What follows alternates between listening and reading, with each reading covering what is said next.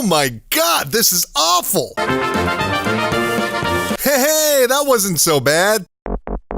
Let me tell you about The Evil Within. It was one of the biggest fall releases of 2014, and for good reason. It was directed by none other than the legendary Shinji Mikami, the man behind the original Resident Evil 4, God Hand, Vanquish, and Goof Troop on the SNES. Yes, really. With a track record like that, it was safe to assume The Evil Within would be at least a good game. I mean, it was the father of Resident Evil, a franchise he'd invented and reinvented, returning to the world of survival horror. What could possibly go wrong? Sadly, The Evil Within didn't live up to Mikami's usually high standards. In fact, it was awful. The art style was painfully cliche, the controls were awkwardly stiff, the storyline was borderline incomprehensible, and despite buckets of blood and plenty of monsters, it just wasn't scary. And yet, surprisingly, it managed to pull off a respectable 75 on Metacritic, with a 74 from user reviews. But not by me.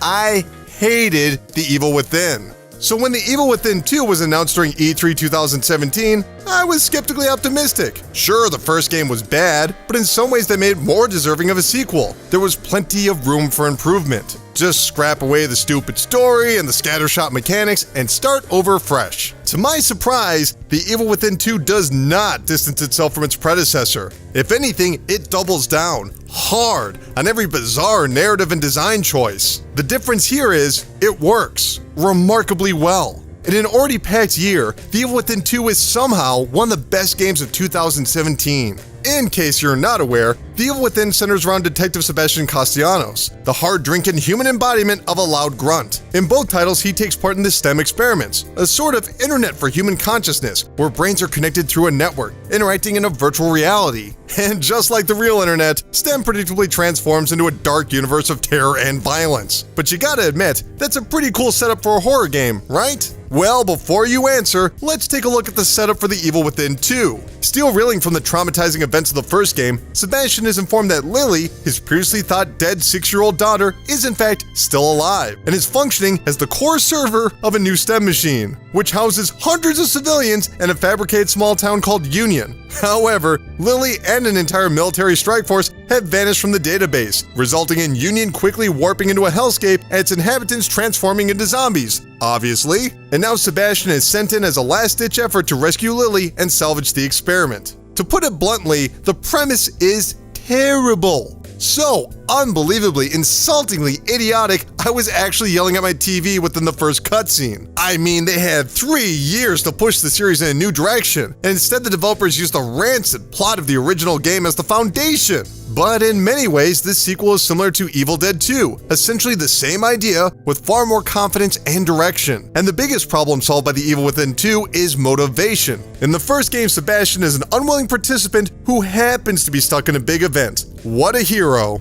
Whereas this follow-up sees him eager to re-enter STEM and rescue his daughter, the daughter he thought he failed to save so long ago. Now there's a goal, there's a purpose, it's not just weird stuff. And this makes Sebastian's struggle against psychopaths and cult leaders far more compelling. Even when his tough guy persona becomes grating, it's undeniable that his mission is just, as this nightmare is no place for a small child. So yes, while the narrative thrust is still dumb, it's knowingly dumb. And sure, it's possible a more conservative introduction could have eased players into the concept, but this method throws all the questionable aspects right in the audience's face. And besides, once inside the city of Union, it feels as if the entire story gets a hard reset. Which brings us to the gameplay, and just like the plot, it sounds horrible on paper. Imagine a series of bite-sized open-world environments with third-person shooting, stealth combat, and survival horror. Like, wow, developers, scale it back, okay? And I'm not gonna lie to you, these ideas never completely gel, but the fact that they work together at all is pretty impressive. Blasting back zombies with pistols, widespread shotguns, and a variety of arrows is a little too loose for my taste. Which I guess is intentional given there's supposed to be an element of vulnerability. This is a horror game after all. But still, it's frustrating trying to line up any sort of defense, which is why I ended up relying on stealth, sneaking up behind enemies and just stabbing them in the head for an instant kill. Much like shooting, there's some early annoyances, especially as zombies quickly dart their heads from side to side. But once I memorized their animation patterns,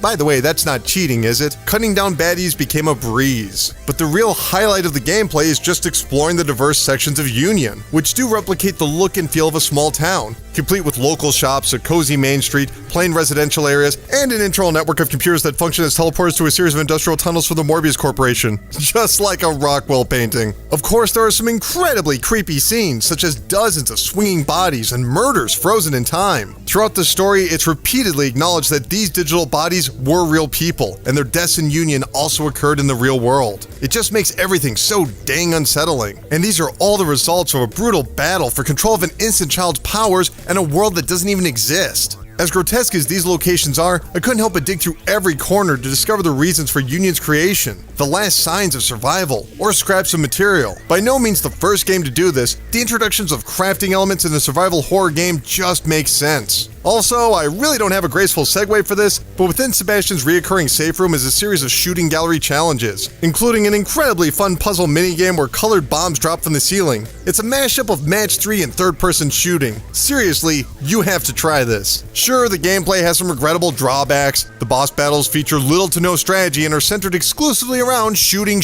and more shooting. And the stealth options slowly dwindle away as enemies rely on cheap defenses. Oh cool, you're on fire, I guess it can't stab you now. Awesome. But even after a dozen or so deaths, I can't say the game is all that difficult. When ammunition was low, I usually found more. When there were overwhelming enemies, I just ran away. Abilities and weapons gradually improve, and if you're willing to kill on a regular basis, it's easy to upgrade. At the end of the day, The Evil Within 2 is about experiencing the disturbing events rather than enjoying the mechanics. I know that sounds backwards, and yes, I found some of the systems interesting and complex enough that I actually sought out combat, but I wouldn't consider it a main draw. And before we close out, I just have to talk about the graphics. I played The Evil Within 2 on a PlayStation 4 Pro and was under the assumption there was some sort of super sampling or enhancements on Sony's more powerful hardware. Now that I know that wasn't the case, I am shocked. It's hard to describe the graphics without sounding a bit silly, but I'm gonna try. There's a solidity to every object. I wouldn't call it realistic, but there's a strong sensation of density in the visuals. I had assumed that this was the result of ZeniMax's new id Tech 6 engine, but nope, wrong again. TangleWorks instead created a heavily modified version of id Tech 5. And without knowing any of the specifics, I'm going to assume these custom tweaks will make the brilliant lighting possible. Seriously, I've never seen such a beautifully rendered overcast day. So what changed? Why exactly is the sequel, which borrows so much from the original, light years better? If I had to guess, it's a lot of small things, like the eyeball icon to communicate incoming danger, the use of task force members as recognizable milestones, or side missions that offer meaningful rewards and narrative details. And without dismissing the contributions of a gigantic team, I'd have to say the most notable creative difference comes from Joan Johannes, not Shinji Mikami, directing The Evil Within 2. And he's a first-time director at that. Instead, Mikami took on the role of producer and supervisor. And it's worth mentioning that Mikami has always been a fan of upcoming talent. He gave Hideki Kamiya his first directing role with Resident Evil 2, and he worked closely with Suda51 during Killer 7. By all accounts, Mikami is a trusted confidant for new directors. And considering the success of his previous collaborators, it'll be exciting to see where Johannes goes next. Because The Evil Within 2 is special, unapologetically stupid, surprisingly touching, and viciously gruesome. Those three moods don't often overlap, and are rarely successful together. But The Evil Within 2 is the exception. If you played the first game, it's therapeutic to know all those hours of world building weren't wasted after all. And if you haven't played the original, just don't. To keep it brief, The Evil Within 2 is wonderfully weird. Or as one character says, it doesn't have to make sense, it just has to work.